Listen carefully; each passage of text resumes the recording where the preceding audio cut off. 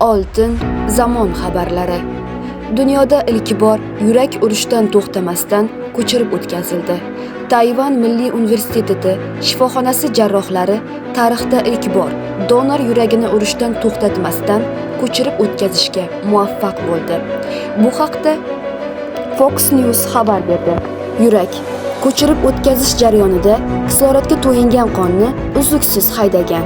An'anaviy yurak transplantatsiyasi esa sovuqda saqlash usuliga tayanadi. Bunda a'zoga qon oqimi to'xtaydi.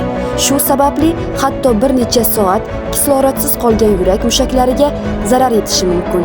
Bunday holatdagi ko'chirib o'tkazishda organizm yurakni rad etishi xavfi mavjud. Tayvan Milliy universiteti shifoxonasi jarrohlari buning oldini olish uchun organlarning parvarish qilishning maxsus tizimini ishlab chiqqan. U hayotni ta'minlashning portativ apparati sifatida ishlaydi.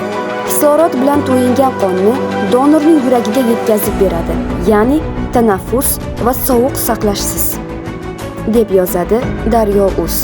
Sizlarni bu yangiliklardan xabardor qilgan jurnalist Sevinch Oy Zafar qizi.